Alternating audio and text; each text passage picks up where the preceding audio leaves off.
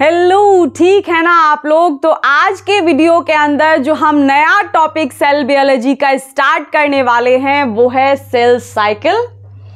और cell biology के अंदर हम लोग एक और टॉपिक डिस्कस कर रहे हैं। अगर आप लोगों को याद हो तो कल के वीडियो के अंदर हम लोगों ने मेम्ब्रेन पोटेंशियल डिस्कस किया है। तो मेम्ब्रेन पोटेंशियल तो डिस्कस किया है, सेल बायोलॉजी भी चलता रहेगा, लेकिन इसके साथ साथ हम लोग सेल साइकिल डिस्कस करेंगे। इसी के साथ साथ हम लोग सेल सिग्नलिंग भी डिस्कस कर रहे होंगे और स्टार्टिंग GPCR से करेंगे। और धीरे धीरे हम लोग कैंसर की तरफ बढ़ने वाले हैं। यानी ये 2-3 जो मेजर टॉपिक्स हैं हम लोग इसको साथ साथ कवर करने वाले हैं। ऐसे नहीं करेंगे जैसे हम लोगों ने इम्यूनोलॉजी को पढ़ा है कि भाई सबसे पहले एक यूनिट ख़त्म कर लो, उसके बाद दूसरी यूनिट की तरफ हम लोग शिफ्ट करेंगे। हम लोग धीरे धीरे सारे टॉपिक्स को साथ लेते हुए चलेंगे। ओके, तो अगर चैनल को सब्सक्राइब नहीं किया है तो चैनल को सब्सक्राइब करो, बेल आइकन को प्रेस करो so that you guys will never miss an update, right? And you can share these videos to your friends as well who are preparing for exams like CSIR, NET, GATE, Excel, GATE, BT, DBT, JRF, ICMR, JRF, कोई MSc Life Sciences से related paper है या फिर PhD वाले entrances हैं, so send these videos to them as well. और क्यों करेंगे आप पूछेंगे कि भाई हम क्यों करें? Because sharing is caring, right? You know that. सो बिना डिले किए स्टार्ट कर लेते हैं, बकवास नहीं करते अभी। तो आज हम लोग सेल बायोलॉजी के अंदर एक मेजर टॉपिक डिस्कस करने वाले हैं। तो अगर याद आ रही हो आउटलाइन के भाई हम लोग पढ़ने क्या क्या वाले हैं, तो वहां पर मैंने लास्ट में लिखा था कि लास्ट में जो हम लोग मेजर टॉपिक डिस्कस करेंगे वो सेल साइकिल डिस्कस करेंगे। याद आ रहा है? तो अभी सेल बायोलॉजी के अंदर हमारा दूसरा मेजर टॉपिक ही चल रहा है मेम्ब्रेन पोटेंशियल। कल हम लोगों ने मेम्ब्रेन पोटेंशियल के अंदर जो अलग अलग स्टेजेस होती हैं उनके बारे में डिस्कस किया था। तो स्टार्ट कर लेते हैं इसको बिना डिले किए। तो सबसे पहली चीज हम लोगों को क्या पता होनी चाहिए सेल साइकिल के अंदर। अब ये बेसिक सी इंफॉर्मेशन है जो आप लोगों को बहुत पहले से पता होती है। लाइक 11th स्टैंडर्ड के अंदर भी हम लोग ये सारी चीजें पढ़ के ही आते हैं कि भाई सेल साइकिल जो है वो 2 फेजेस से मिलकर के बनता है। उसमें जो पहली फेज होती है वो इंटरफेज होती है और दूसरी फेज जो होती है वो माइटोसिस वाली फेज होती है। तो आई नो हालांकि आप लोगों को ये सारी चीज़ें पता ही होंगी, लेकिन मुझे लगा कि हम लोगों को जो स्टार्टिंग करनी चाहिए वो बिल्कुल बेसिक से करनी चाहिए। तो पहले बेसिक्स डिस्कस कर लेते हैं। सेल साइकिल के अंदर चीज़ें होती क्या हैं, हम क्या क्या पढ़ने वाले हैं, कौन कौन सी फेजेस होती हैं सेल साइकिल के अंदर, किस किस तरीके के ऑल्टरेशंस इन फेजेस में देखने मिलते हैं। तो ये सारी चीजें हमें धीरे धीरे पता चलेंगी। फिलहाल हम लोग बेसिक्स देख लेते हैं, ठीक है? तो आज का जो वीडियो है वो बेसिक्स से रिलेटेड ही है और कल के वीडियो जो होंगे वो भी 1-2 बेसिक्स वाले ही होंगे जो कि ऑलरेडी आप लोगों को पता भी होंगी। उसके बाद हम लोग बढ़ेंगे इंपॉर्टेंट टॉपिक्स की तरफ, जैसे साइक्लिन्स एंड सीडीकेज हम लोग डिस्कस कर रहे होंगे।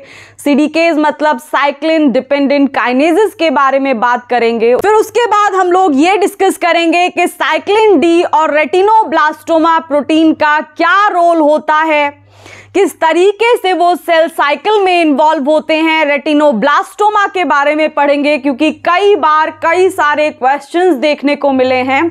तो धीरे धीरे हम बेसिक्स से थोड़े एडवांस की तरफ बढ़ेंगे कि भाई क्वेश्चंस निकलने चाहिए, क्योंकि अल्टीमेट गोल क्या होना चाहिए कि भाई अपने क्वेश्चंस बनने चाहिए, राइट? तो अभी बेसिक्स समझ लो कि ये जो सेल साइकिल है, सेल साइकिल के अंदर आखिर हम लोग पढ़ने क्या वाले हैं, या फिर सेल साइकिल के अंदर जो फेजेस होती हैं वो कितनी फेजेस होती हैं, और वो जो फेजेस होती हैं उनमें मेजर जो ऑल्टरेशंस होते हैं या मेजर जो चीजें होती हैं वो कौन कौन सी होती हैं। तो आज के वीडियो के अंदर हम लोग यही डिस्कस करने वाले हैं।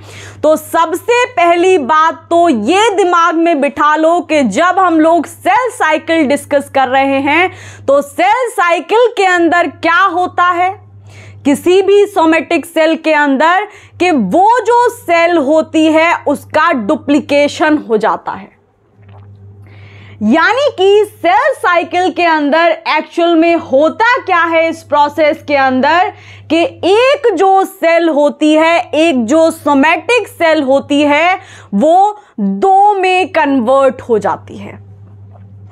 और वो कन्वर्ट कैसे होती है, क्योंकि उसका जो जेनेटिक मटेरियल होता है उस स्पेसिफिक सोमेटिक सेल का, उसका डुप्लीकेशन हो जाता है।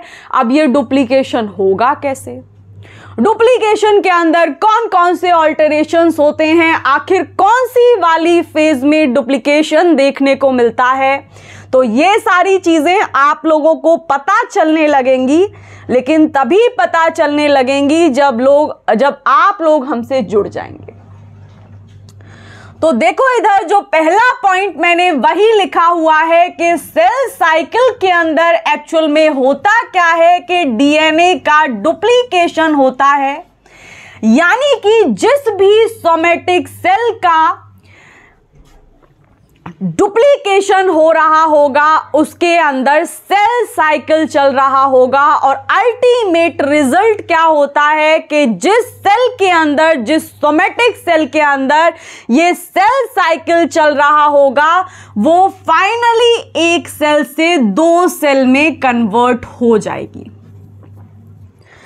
तो ये तो बात हो गई कि भाई सेल साइकिल के अंदर एक्चुअल में होता क्या है। तो सेल साइकिल के अंदर अगर मोटा मोटा आप समझने की कोशिश करें तो ये समझ लो कि एक सेल दो सेल में कन्वर्ट हो जाती है। और ये होता कैसे है, जो ये सोमेटिक सेल है, इस सेल का जो जेनेटिक मटेरियल होगा उसका डुप्लीकेशन हो जाता है। कौन सी फेज में होता है, क्या क्या चीजें चाहिए होती हैं, कौन से साइक्लिन्स काम करते हैं, कौन से सीडीकेज काम करते हैं, ये धीरे धीरे पता चलेगा।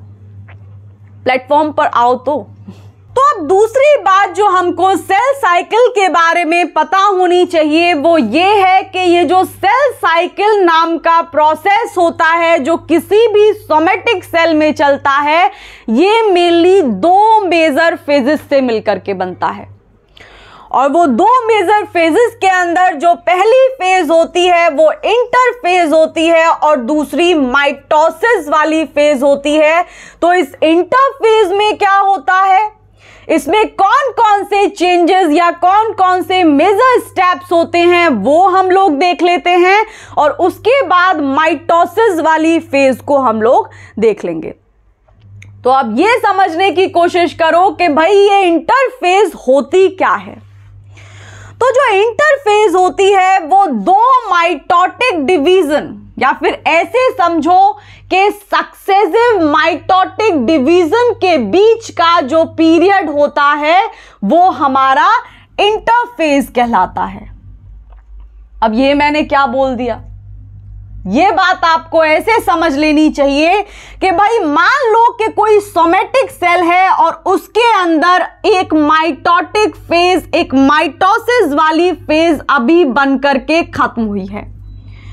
तो ये पहली वाली फेज इसको मान लेते हैं, और फिर क्या होगा कि वही सोमेटिक सेल के अंदर दूसरा सेल साइकिल चलेगा, और जब सेल साइकिल चलेगा तो ये जो सेल होगा ये वापस से माइटोसिस वाली फेज से इंटरफेज में जाएगा, और इंटरफेज को जब ये अल्टीमेटली क्रॉस कर लेगा तो माइटोटिक फेज में आ जाएगा, लेकिन वो दूसरी माइटोटिक फेज होगी। तो इसका मतलब ये हुआ कि दो माइटोसिस वाले डिवीजन के बीच का जो पीरियड होता है वो हमारा इंटरफेज कहलाता है। इतनी बात समझ में आई।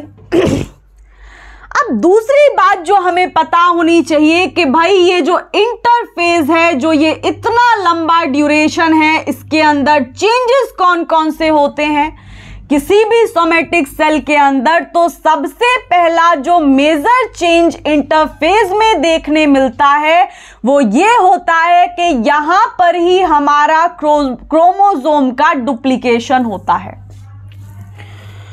यानी कि यहीं पर जो हमारा जेनेटिक मटेरियल है डीएनए, वो 1 से 2 कॉपीज में कन्वर्ट हो जाता है।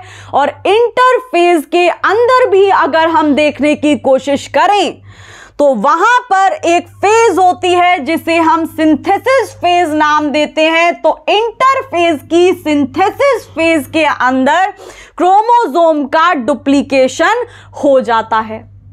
अब क्योंकि ये हमारी सिंथेसिस वाली फेज इंटरफेज का ही पार्ट है, तो ऑब्वियसली बात है, मतलब ऑब्वियस सी बात है कि भाई क्रोमोसोम का डुप्लीकेशन इस इंटरफेज के अंदर ही हुआ है। तो दूसरी चीज पल्ले पड़ गई। पहली चीज ये थी इंटरफेज के बारे में कि इंटरफेज जो होती है वो होती क्या है। तो इंटरफेज 2 सक्सेसिव माइटोटिक डिवीजन के बीच का जो पीरियड होता है, यानी कि एक माइटोटिक डिवीजन इधर साइड मान लो, इधर साइड, और ये माइटोटिक डिवीजन अभी खत्म ही हुआ है। उसके बाद सोमेटिक सेल इस इंटरफेज में जाएगा और अल्टीमेटली जब ये इंटरफेज का एंड होने वाला होगा तो ये सेल वापस से दूसरे माइटोटिक डिवीजन में इन्वॉल्व हो जाएगा। तो पहले माइटोटिक डिवीजन और दूसरे माइटोटिक डिवीजन के बीच में ये जो फेज है, ये जो पीरियड है, इसी को हम नाम देते हैं इंटरफेज। और दूसरी बात जो हमको यहां पर पता होनी चाहिए, मुझे पता है आप लोगों को पता है ये चीजें, लेकिन बेसिक्स से हम लोग स्टार्ट कर रहे हैं, तो we guys just can't like leave it, right. तो दूसरी बात जो हमें पता होनी चाहिए, ये जो इंटरफेज होती है इसकी 3 फेजेस होती हैं। मतलब कि इंटरफेज भी 3 फेजेस से मिलकर के बनता है। तो ऐसे समझो कि भाई ये जो सेल साइकिल है, जहां पर डीएनए का डुप्लीकेशन होगा, यानी कि जहां पर एक सेल 2 सेल में कन्वर्ट हो जाएगी, ये पूरा का पूरा प्रोसेस 2 मेजर फेजेस से मिलकर के बनता है। पहली इंटरफेज और दूसरी माइटोसिस। लेकिन ये जो पहली फेज होती है इंटरफेज, ये इंटरफेज के अंदर भी 3 सब फेजेस होती हैं, जिसमें पहली फेज G1, दूसरी phase S phase, synthesis phase, और तीसरी फेज हमारी G2 यानी गैप 2 फेज होती है। तो इतनी बात समझ में आई। अब ये जो दूसरी फेज है, यानी ये सिंथेसिस वाली फेज जो है इंटरफेज की, इसके अंदर क्रोमोसोम का डुप्लीकेशन होता है। होता कैसे है ये धीरे धीरे ही पता चलेगा। अब आगे वाला पॉइंट देखो। तीसरी चीज जो इंटरफेज के बारे में लिखी हुई है वो ये है कि यहां पर जो क्रोमोसोम बनते हैं, जो क्रोमोसोम डुप्लीकेट होकर के बनते हैं, वो ज्यादा रिजिड फॉर्म में प्रेजेंट नहीं होते, वो लूजली ऐसे ही पड़े हुए रहते हैं। तो अगला पॉइंट यही लिखा हुआ है कि इंटरफेज के अंदर जो क्रोमोसोम्स अभी अभी बने हैं, जो डुप्लीकेट हुए हैं पहले वाले क्रोमोसोम से, वो न्यूक्लियस के अंदर लूजली ही पड़े हैं, वो रिजिड फॉर्म में कन्वर्ट नहीं हुए हैं। और लास्ट में एक और पॉइंट लिखा हुआ है कि ये जो सोमेटिक सेल होती है, ये जैसे ही इंटरफेज की फाइनल वाली फेज में पहुंच जाती है, और फाइनल वाली फेज कौन सी होगी इंटरफेज की, इधर देखो। इंटरफेज के अंदर 3 फेजेस होती हैं। सबसे पहले वाली फेज हमारी गैप 1 G1 फेज होती है। जैसे ही G1 फेज कंप्लीट होती है, जो सेल होता है वो दूसरी फेज के अंदर एंटर करता है, जिसको सिंथेसिस फेज बोलते हैं। और यहां पर जो सोमेटिक सेल के क्रोमोसोम्स होते हैं वो डुप्लीकेट हो जाते हैं, यानी कि वो डबल हो जाते हैं। जैसे ही ये सिंथेसिस फेज ये सोमेटिक सेल कवर कर लेगी, उसके बाद अल्टीमेटली एक फाइनल फेज आती है इंटरफेज की, जिसको हम गैप 2 बोलते हैं या G2 बोलते हैं। और जब कोई भी सोमेटिक सेल इस फाइनल फेज में आता है इंटरफेज की, तो यहां पर ये जो सोमेटिक सेल होगा ये अपने आप को खुद से ही प्रिपेयर कर लेता है माइटोसिस के लिए। यानी कि कोई सिग्नल नहीं जाता है। अभी आप लोगों को समझने में आएगा कि कई सारी फेजेस से दूसरी फेज में जाने के लिए इस सोमेटिक सेल को सिग्नल की जरूरत पड़ती है। लेकिन जब ये सोमेटिक सेल इंटरफेज की G2 फेज के अंदर होगी और G2 फेज से जब इसको M फेज में कूदना होगा, तब इसको कोई सिग्नल की जरूरत नहीं पड़ती है बाहर से। ये अपने आप को माइटोसिस वाली फेज में जाने के लिए प्रिपेयर कर लेती है। तो ये 2-3 चीजें हैं जो हमको पता होनी चाहिए, और कभी कभार बेसिक्स से भी क्वेश्चंस देखने मिल जाते हैं, लेकिन ऐसा once in a blue moon वाला सिनेरियो है। तो बिल्कुल होप मत रखो कि यहां से कुछ देखने भी मिलेगा, लेकिन स्टिल क्योंकि हम लोग आगे पढ़ेंगे तो कंसेप्ट बिल्ड नहीं होते, तो स्टार्टिंग से ही स्टार्ट करना पड़ता है, राइट।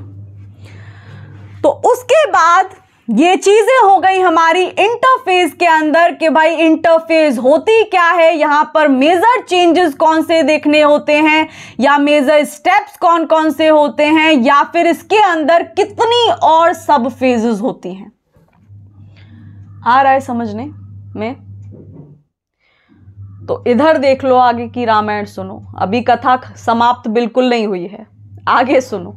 भाग 2, और भाग 2 ये है कि जैसे ही कोई भी सोमेटिक सेल इंटरफेज वाली फेज की लास्ट फेज में आ जाएगा, यानी G2 वाली फेज में आ जाएगा, उसके बाद वो सोमेटिक सेल कूदने के लिए तैयार होगा ये M फेज के अंदर।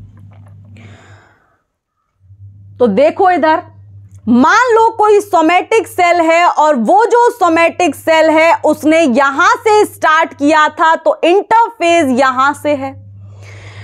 जैसे ही वो इंटरफेज के अंदर एंटर हुआ, तो इंटरफेज के अंदर उसे सबसे पहले G1 फेज के अंदर एंटर होना होगा, और यही जो हमारी G1 फेज होती है उसी के अंदर रेस्ट्रिक्शन पॉइंट होता है, या फिर इसका दूसरा नाम होता है स्टार्ट पॉइंट।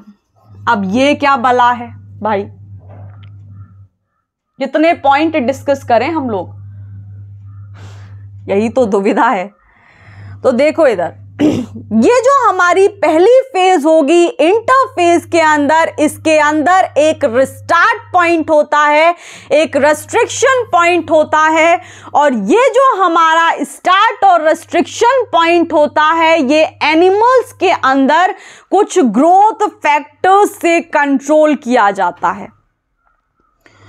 और वो जो ग्रोथ फैक्टर्स होते हैं उनके अंदर हमारे कुछ स्पेसिफिक ग्रोथ फैक्टर्स आते हैं, जैसे EGF है, जैसे प्लेटलेट डेराइव्ड ग्रोथ फैक्टर है। तो ये जो फैक्टर्स होते हैं एनिमल सेल के अंदर इस रेस्ट्रिक्शन फेज को या स्टार्ट पॉइंट को G1 फेज के अंदर कंट्रोल करने का काम करते हैं, यानी कि कब ये अप रेगुलेट होगी, कब ये डाउन रेगुलेट होगी, G1 फेज इस चीज का ध्यान रखने का काम इन रेस्ट्रिक्शन पॉइंट, इन स्टार्ट पॉइंट्स को अलॉट किया गया है। और ये जो स्टार्ट पॉइंट्स और रेस्ट्रिक्शन पॉइंट्स होते हैं एनिमल सेल के अंदर, ये कुछ ग्रोथ फैक्टर्स के द्वारा रेगुलेट होते हैं। और वो ग्रोथ फैक्टर्स कौन कौन से हैं, जैसे उनके अंदर हमारा EGF आता है, एपिडर्मल ग्रोथ फैक्टर, जैसे प्लेटलेट डिराइव्ड ग्रोथ फैक्टर्स आते हैं। तो इतनी बात समझ में आ गई भाई। तो ये जो सोमैटिक सेल थी, ये जैसे ही इंटरफेज के अंदर एंटर हुई, ये G1 फेज के अंदर आई और इसको एक पॉइंट मिला, रेस्ट्रिक्शन पॉइंट, जिसको ये ग्रोथ फैक्टर्स कंट्रोल कर रही होंगे। और उसके बाद ये जो हमारी सेल है G1 फेज से S फेज के अंदर एंटर करती है और S फेज के अंदर ही, यानी कि दूसरी फेज इंटरफेज की, इसी के अंदर जो जेनेटिक मटेरियल होगा यानी कि डीएनए होगा इस सोमैटिक सेल का, उसका डुप्लीकेशन हो जाता है।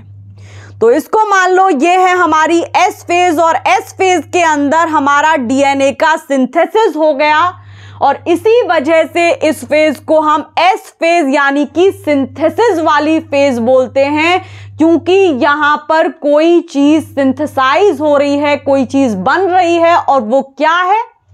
डीएनए।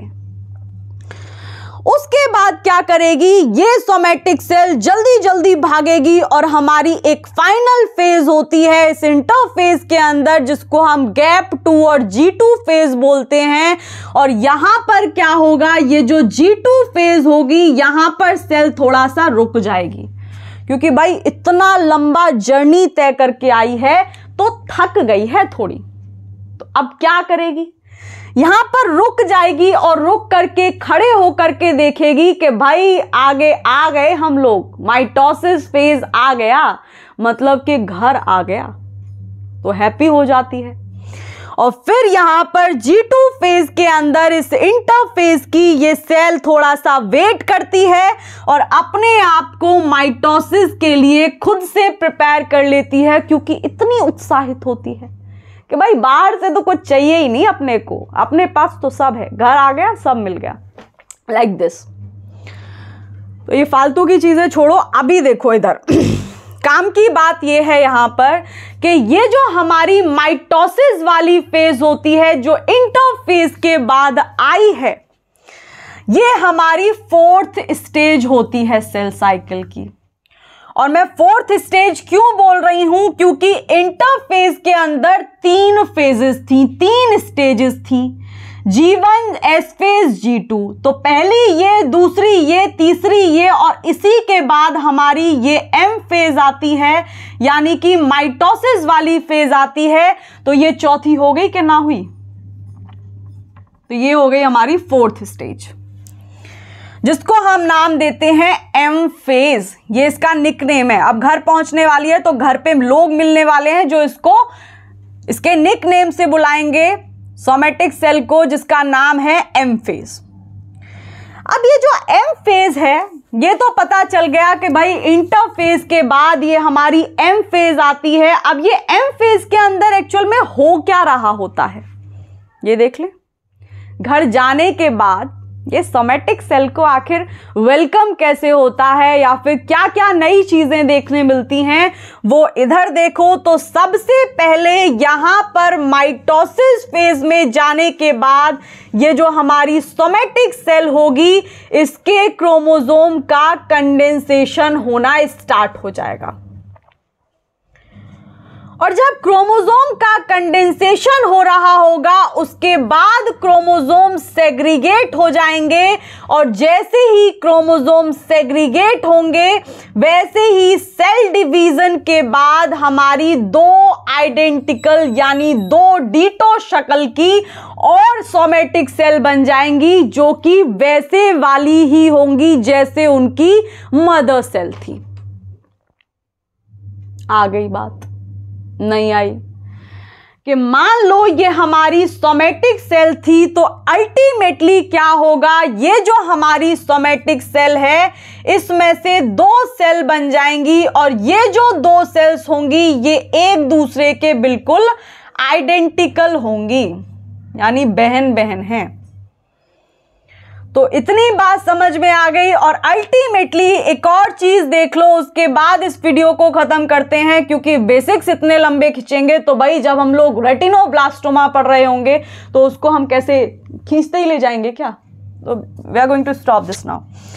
तो देखो इधर लास्ट में जल्दी से समझो, ये समझ में आ भी गया होगा, आ गया होगा ना, लेकिन फिर भी देख लो, मुझे फिर भी बोलना है, सुनाना है मुझे आप लोगों को, काम मेरा यही है। तो तो हो क्या रहा है कि मान लो सोमेटिक सेल यहां पर है और सोमेटिक सेल को सेल साइकिल के अंदर जाना है और डिवाइड करके 2 सेल में कन्वर्ट होना है। तो ये हमारी सोमेटिक सेल है और ये क्या की, ये G1 फेज के अंदर एंटर हुई, जहां पर कि इसका जो अमाउंट ऑफ डीएनए था वो 2n था। और जब ये G1 फेज के अंदर एंटर हुई थी, यानी इंटरफेज की पहली फेज के अंदर एंटर हुई थी, तो इसका जो जेनेटिक मटेरियल था वो 2n था। लेकिन जैसे ही ये G1 फेज को क्रॉस करके इस S फेज में आएगी, यानी सिंथेसिस वाली फेज में आएगी, तो इसका जो जेनेटिक मटेरियल है वो डुप्लीकेट हो जाएगा, यानी कि वो दुगना हो जाएगा। तो यहां पर 2n लेकर के आई थी, लेकिन जब सिंथेसिस फेज में होगी तो 2n से 4n अमाउंट ऑफ डीएनए हो जाएगा और फिर जो अमाउंट ऑफ डीएनए होगा वो माइटोसिस वाली फेज तक 4n ही रहेगा। और ऐसा क्यों होता है ये हम धीरे धीरे समझने वाले हैं। तो if you have not subscribed the channel yet, then you guys should do it, right. Bell icon भी बजा लो। और हम लोग कल मिलते हैं। कल के वीडियो के अंदर कुछ और बेसिक चीजें रह गई हैं, जैसे ये जो हमारी इंटरफेज वाली फेज होती है, इसमें G1 phase, S phase, G2 phase जो हैं, इनके बारे में हम लोग डिस्कस करेंगे कि भाई यीस्ट के अंदर जो स्टार्ट पॉइंट होगा वो स्टार्ट पॉइंट को कौन से फैक्टर्स कंट्रोल करते हैं, या फिर लेट G1 फेज में क्या होता है, सिंथेसिस फेज में क्या होता है, हिस्टोन्स कौन सी वाली फेज में सिंथेसाइज होते हैं। तो ये सारी चीजें हम लोग कल डिस्कस करने वाले हैं। आई नो आप लोगों को पता है ये चीजें, बट स्टिल हम तो डिस्कस करेंगे।